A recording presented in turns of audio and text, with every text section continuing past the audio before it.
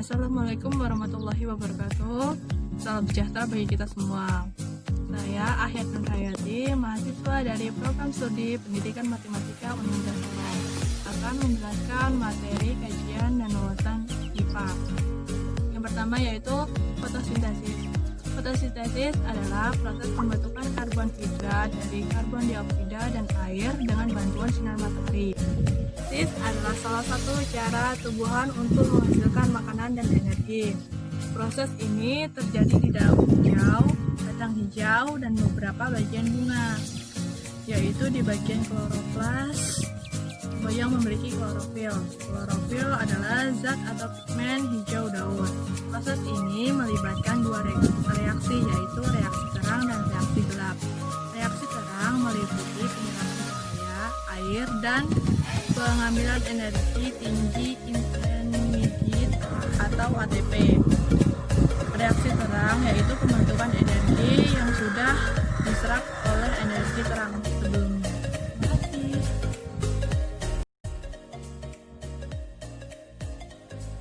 Materi selanjutnya adalah filsafat sains. Filsafat secara umum dapat diartikan sebagai ilmu yang membahas segala fenomena yang ada dan terjadi dalam kehidupan dan pemikiran manusia. Berfilsafat berarti berendah hati, menyadari bahwa tidak semua hal kita ketahui mengenai dunia dan alam semesta ini. Berfilsafat juga berarti introspeksi diri tentang seberapa jauh kebenaran yang dicari dan telah kita jangkau. Filsafat IPA adalah ilmu yang mempelajari tentang dasar-dasar filsafat, asumsi dan implikasi dari sains itu sendiri. Gunanya untuk menambah metode-metode pemikiran ilmiah dan yang dilakukan oleh para filsuf sains.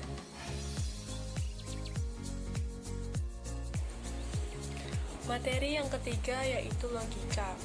Logika merupakan ilmu pengetahuan yang masih dalam lingkungan filsafat, yang mempelajari tentang aturan-aturan penalaran atau pemikiran yang benar.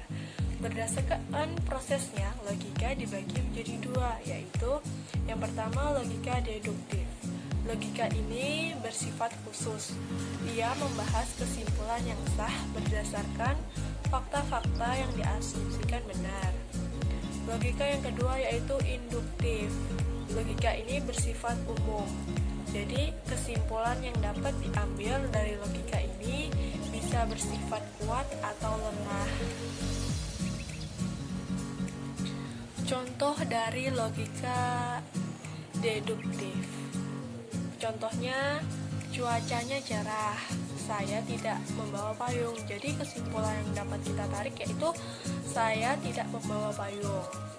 Contoh dari logika induktif, kita menjatuhkan buku atau pena, dan ternyata pena atau buku itu jatuh ke bawah. Jadi kesimpulannya semua benda pasti jatuh ke bawah.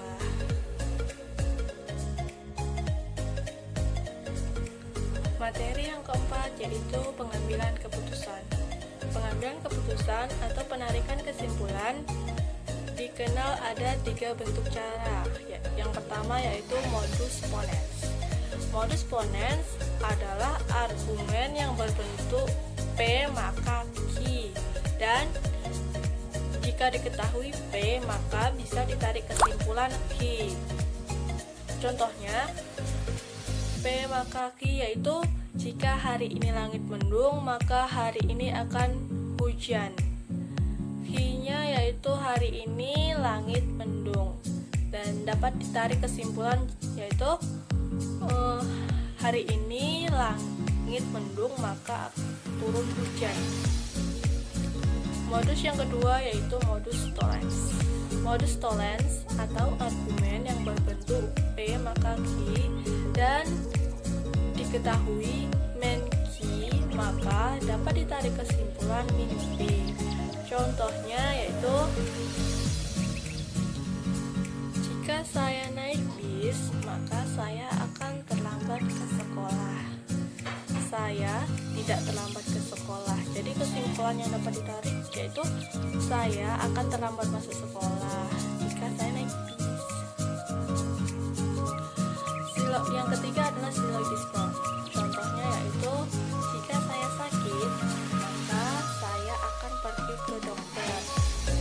Jika saya pergi ke dokter, maka akan diberi obat. Kesimpulan yang dapat ditarik dari silogisme yaitu jika saya sakit, maka saya akan diberi obat.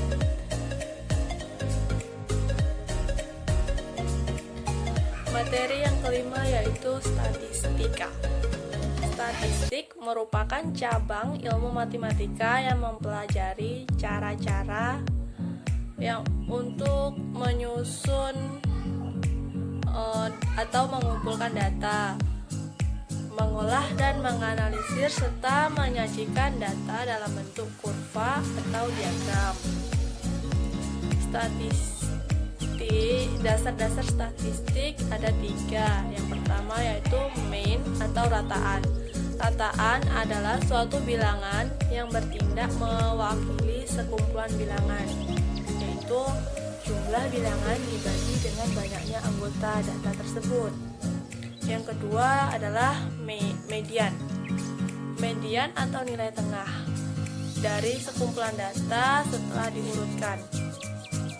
Dengan catatan, jika ada sekumpulan data dan banyak bilangannya genap tidak mempunyai bilangan tengah, maka mediannya adalah rata dari bilangan yang di tengahnya. Contohnya, kalau kita punya data 1, 2, 3, 4, 5, 6, 7, 9 dan seterusnya, maka mediannya adalah 5 ditambah 6, habis itu dibagi 2 dan hasilnya 5,5. Jadi 5,5 itu adalah titik tengah, data tengahnya atau titik tengahnya. Yang ketiga adalah modus. Modus adalah bilangan yang paling banyak muncul dari sekumpulan bilangan yang fungsinya untuk melihat kecenderungan dari sekumpulan bilangan tersebut. Materi selanjutnya adalah metode ilmiah. Metode ilmiah adalah suatu cara sistematis yang digunakan para ilmuwan dalam memecahkan atau mencari jawaban atas masalah-masalah yang dihadapi dalam penelitian. Langkah-langkah metode ilmiah yaitu yang pertama ada observasi atau pengamatan. Aktivitas yang dilakukan adalah mengamati, melihat, membaca, dan lain-lain, dan dilakukan tanpa bantuan alat. Yang kedua adalah menanya. Aktivitas yang dilakukan adalah mengajukan pertanyaan atau hipotesis untuk mendukung data atau penelitian yang dilakukan. Yang ketiga adalah pengumpulan data. Aktivitas yang dilakukan yaitu mengumpulkan data-data yang diperlukan dengan sumber-sumbernya berupa buku, dokumen, majalah, dan lain-lain untuk penelitian yang dilakukan dengan eksperimen. Selanjutnya yaitu negosiasi. Aktivitas yang dilakukan adalah menganalisis data dalam bentuk dikelompokkan dalam beberapa kategori untuk mengambil kesimpulan dari hasil analisis data tersebut. Langkah yang terakhir yaitu mengkomunikasikan. Penyampaian hasil dalam bentuk tulisan atau diagram, gambar, dan lain-lain, yaitu penyampaian mengomunikasikan hasil penelitian kepada masyarakat atau khalayak umum. Demikian penjelasan materi singkat dari saya. Jika ada kata-kata yang kurang berkenan mohon dimaafkan. Terima kasih.